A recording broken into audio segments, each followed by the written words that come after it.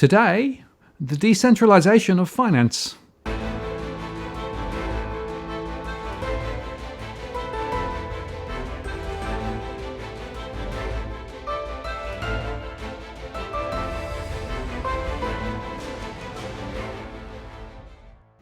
Hello again, it's Martin North from Digital Finance Analytics, Work Notice Post, covering finance and proper news with a distinctively Australian flavour and with a little philosophy on the side. I'm joined again today by Caroline Bowler, BTC Markets CEO. Now, you're locked down in Melbourne, but we can still talk about the exciting world of decentralised finance and the digitalisation and all those things that will be there in the future for us.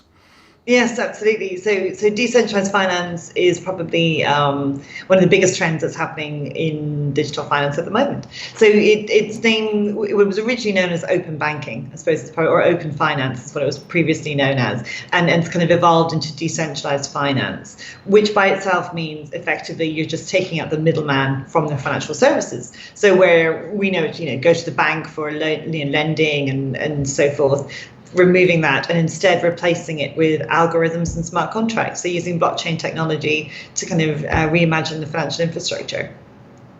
Right. And the point is, of course, that it changes the orientation, right? Because many companies, old banks, have built from products out, and they sort of throw products out there hoping that it will somehow stick with consumers, right? And, it's an all size one size fits all, and frankly, a lot of people don't get particularly good service. This is turning it around, isn't it? Because what it's saying is that you are now much more in control, or you will be more in control as a consumer. Your data is your data, and you'll have much more choice.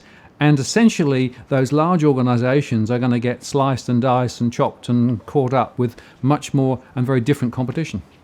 Yeah, and I think that's probably true on a couple of different fronts, because you've also got the whole fintech industry that's more established than decentralized finance, but the whole fintech industry that's there, and again, the open banking regimes that have been set up around the world that are going in to do that slice and dice, that real personalization around your financial products and services that you enjoy as a consumer. And with decentralized finance, I suppose it's coming along as part of that, was fintechs not necessarily built on blockchain. Decentralized finance is very much built, in this case, on the Ethereum blockchain. And it absolutely hands back that sense of control, if you so choose, to the end user. Point being, though, this is in a much more early developing state than the fintechs are. There is some ground to go. But considering Ethereum itself only started life 5 years ago, and this is where we are now, I wouldn't like to put the stop to the march of it, quite frankly. Well, it's interesting. And of course, a lot of the fintechs that appeared in the last 4 or 5 years are really carbon copies of the old world, but just slightly digitally enabled, right? It hasn't fundamentally broken out necessarily into the new worlds are there. But we're starting to see that now in various areas as some of these new technologies and enabling capabilities are coming in over the top. And, it really does start taking the financial system apart and then reassembling it into new pieces. And I think what's interesting about that is where the value flows are now starting to change quite considerably. So essentially those middle places which were occupied with people who basically clicked the ticket and, passed it on, they're beginning to find it quite tough now. Well, it's, transformation and change comes to every industry. And I think probably the banking and financial services have had it quite well for quite a long time. Yes. And so it's a matter of time for that finally transformation and change is coming to it.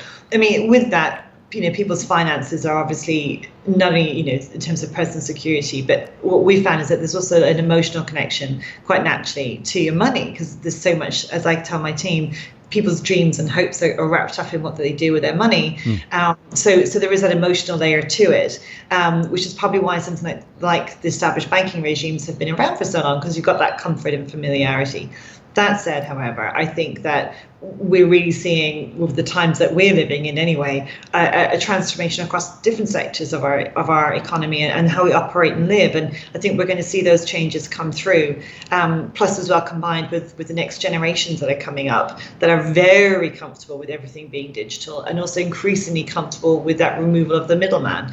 They're increasingly comfortable with that sense of direct, which sits quite well, I suppose, with the blockchain economy to come, and that whole ethos around, if they're not your keys, they're not your coins, and I suppose that sense of self-management that comes with it. So something like decentralized finance, although still only starting out, again, kind of sits quite nicely in amongst those different buckets. But that said, I still think that there's still some distance to go, and I still think there's a function there for banks. What is interesting, and what we've seen just recently announced coming out of the US, US national banks are now allowed to custody clients' crypto, which basically means the banks are now tipping into the crypto industry, which from my point of view has got a twofold effect. A, the banks have got to get savvy and quickly around how to, what is this crypto world and what is blockchain. But equally for the crypto industry itself, they now have a competitor that has far substantial outreach, greater channels of distribution, long established track records. Real competitors are coming in. So that's really going to, on both sides, shake up the market, with hopefully, the end user being the overall winner of all of this. But it's really interesting to see that this is what's coming now, and the US has started, so that's just going to trickle through the rest of the world, the Western world anyway.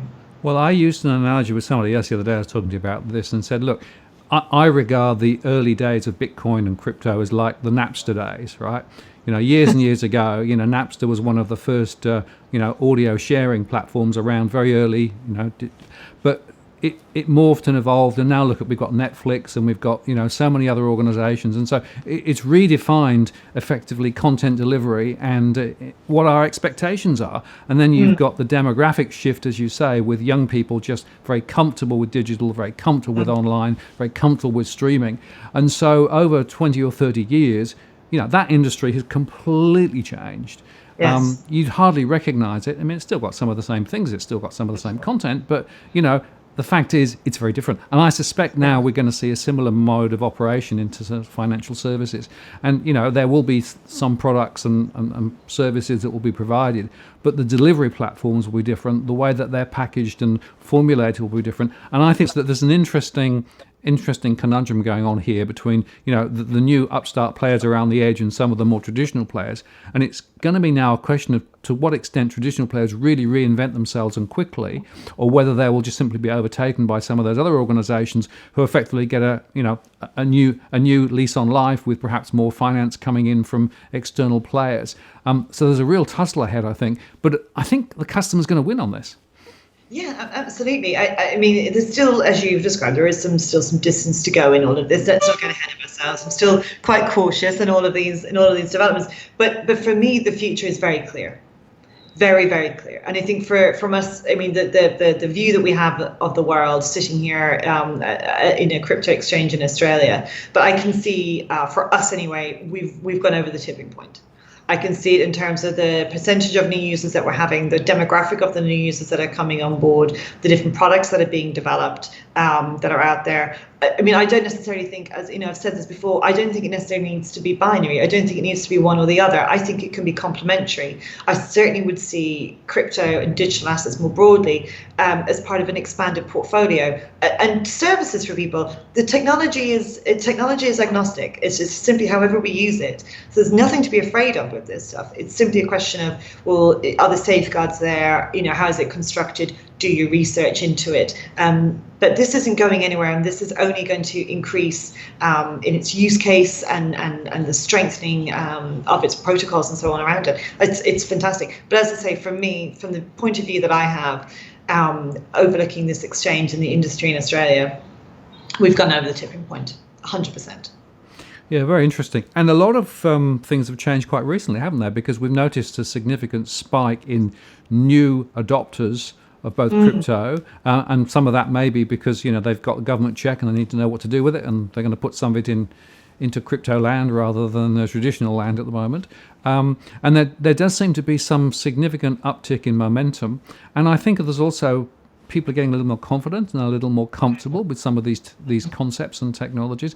And the technologies themselves, of course, are also evolving and emerging and becoming a little easier to use. Yes, absolutely. I think people are getting familiar, getting comfortable, as you've described. And I remember when the internet first came out, listening to radio shows in Ireland talking about, not to be afraid of what email was. And I think we're having those conversations now, and maybe a little bit more evolved. All I know myself, and I can speak kind of anecdotally, so this is my little insights, but the people in my life that are outside of digital assets that are now approaching me and saying, tell me what the story is again with this stuff, and I'm thinking of getting in, and have I missed the boat? Is it a good time? I mean, for me, like, obviously I cannot give investment advice. I'm not a qualified financial advisor, but what I can share is, well, these are the numbers that we're seeing. This is the uptick that we're seeing. This is the developments that we're seeing globally, as well as here in Australia. And so, be measured in it, but nonetheless, I think that there's, just from looking at the demographics that are coming to us and to me personally, what I will say though is that I still think that there is some way to go in educating perhaps more women about it. It's nothing to be afraid of. Come on, and get involved and just get started on it, because the whole point of decentralized finance or any of these blockchain evolutions is that it is flat. It is democratically open. It's nothing to be. There's no kind of scary, restrictions around it.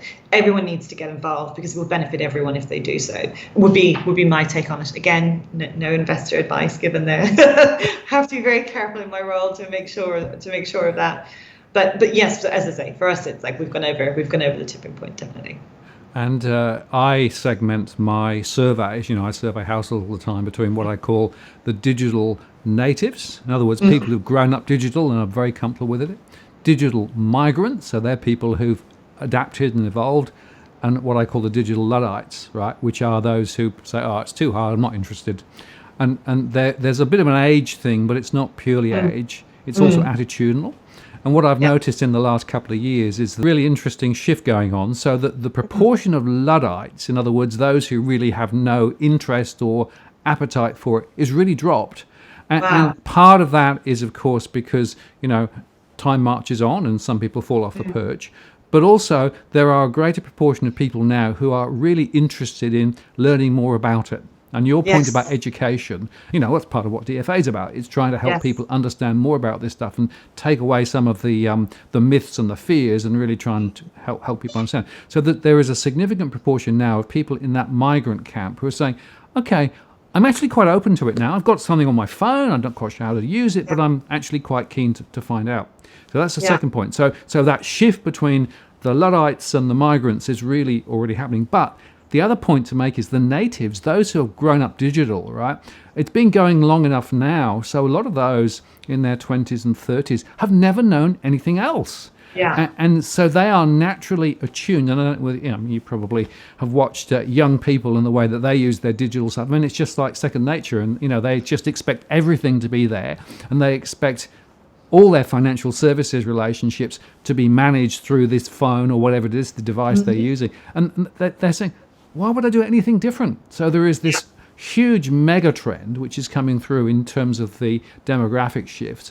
And then you've got the technology trend, which is continuing to evolve and develop. And then you've got the investment trend. So there are lots of now large organizations around the world putting big bets on that the future is decentralized digital. And so all of those things are coming together at this point. So I think the next 5 to 10 years, will be absolutely amazing in terms of seeing that transformation. And I guess the key message I'd have is, you can't ignore this stuff. This is definitely happening. The trick is to begin to understand enough about it to be able to take the fears away and begin to understand how you can actually take it and use it and begin to own it, as I guess more companies also now begin to go down that similar route. But this is a massive transformation. Absolutely. Well, there's a couple of points in that. I mean, I know today I saw that the NRL are now using blockchain technology to go after their patented goods and services. So, I mean, the technology has more uses than just crypto, and it's being adopted, it's being used. But also, just to your point about the big banks coming in, I know JP Morgan, which, it was notorious, Jamie Dimon was coming out saying, it's, no way am I going near Bitcoin, while he had own desk in JP Morgan trading and the stuff. And now JP Morgan wants to bring out their own coin. Goldman Sachs, the same, just this week brought in a big name banker who's now going to look after their digital program. And they're very much saying the future of finance is through blockchain technology. This is very much the future and where we're going. And when you start seeing that level of that, I mean, if Goldman Sachs are coming in, it's because there's money in there. They're not wasting their time and their reputation on something that they don't think can be converted into something of use, or that this is where it's going. So for us who've been kind of, I suppose, kind of rang it on from the sidelines for so long, it's fantastic to see the broadening out of people. I mean, I would not be one of those people who thinks it should be an exclusive camp at all. I think something like financial services, because that's my specialization, needs to be as broad as possible. And the fact that so many of these applications can be run off of your phone, huge implications worldwide, just in terms of financial inclusion, which I know is a drum that's beaten quite a bit, but it has got suddenly got that real strength behind it, and actually could actually happen. So it's fascinating, really, really good. But I mean, with that, all the caveats still apply. Again, to go back to that decentralized finance, this is still fairly raw in its state. Still a lot of development to go, but that shouldn't put anybody off.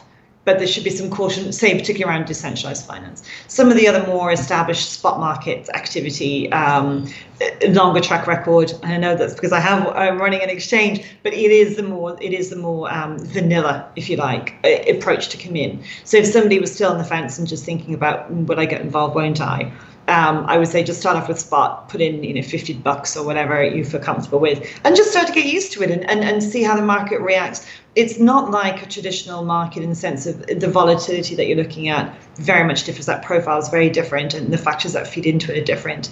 So there is an education curve there, perhaps, to get comfy with it. But it's time now. It's definitely time. And of course, the trick here is to understand that there is a speculative nature to particularly the exchanges and how money is flowing, right? But as we've said before, that's a very small proportion of this broader universe that we're talking about in terms of the digital transformation, the decentralization. And I guess my question to you is, in 5 to 10 years' time, I've got my phone, right? So I've got my phone, right? In 5 to 10 years' time, this will be presumably a critical element in terms of the way that I do pretty much everything that I do, right? Yeah. But what do you think? Do you think the smarts will be on the phone, or do you think the smarts will be in the cloud somewhere? And so is it going to be a digital wallet here, or is it going to be a digital wallet there? Or that for me is one of the really interesting tussly questions. Well, to be honest, I'd be surprised if we're still using phones in 10 years' time. Okay. To be perfectly honest, I would have thought that by then it's something entirely virtual or holographic even. And it sounds a bit far-fetched, but that to me seems like... It's on Star Trek, so it must be in true. 10 years' time. That's exactly. Gene Roddenberry had an idea, who's dead on. Like, why am I still carrying a phone in 10 years' time? I mean, I know for me, I like it. And I have a brick of a phone on purpose simply because I know I've forgotten it because I'm missing the weight in my handbag or my jeans if I haven't got that with me. But that's because of the age demographic I'm at. But the next generations coming through will be very comfortable with something holographic and that you can just, a virtual, that's where the technology is going. And that's why I was sort of asking the question, because it seems to me that ultimately there's going to be more out there in the cloud and less, if you like, dependent on a specific device, because effectively the device gets subsumed, right? And essentially, the technologies will take us to places that we can barely imagine yet. But the point there is that the foundations are being laid for that future even now, and time to understand and get on board, I guess. Yeah, I don't think anyone or any society has won by betting against technology. Yeah, it doesn't take a historian to point that one. That's just how it's always been, and I can understand why people perhaps initially would have had some concerns because of how Bitcoin and blockchain technology was A, intertwined, and B, how it was perceived to be used. And I can completely understand why people put off by that. But those times are gone. Yep. We've moved past that. And the adaptability and the use case for this technology, both in financial services and elsewhere, it's pretty clear. It's pretty. So I guess the message from today's discussion is, this is real. It's happening. We don't know what the future will be, but we know that this is a trajectory that is pretty much unstoppable now.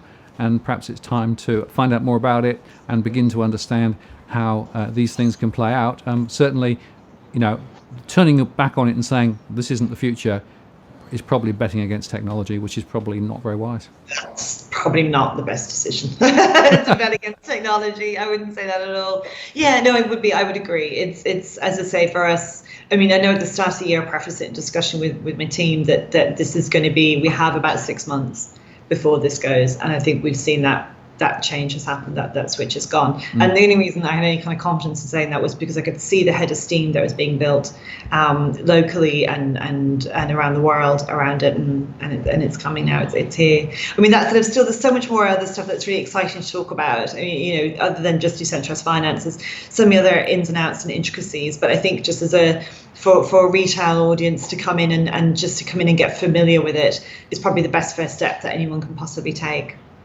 Well, I appreciate your time today, Caroline. I always enjoy exploring these issues with you because your vision as to where it's heading is just so exciting. And so we'll share that, and we'll come back and have another conversation with you, and perhaps go into some of these other areas too, because wherever you look, there are things we can talk about. So thanks for your time today. Absolutely. Thank you, Martin. It was always good fun. Thank you. Thanks.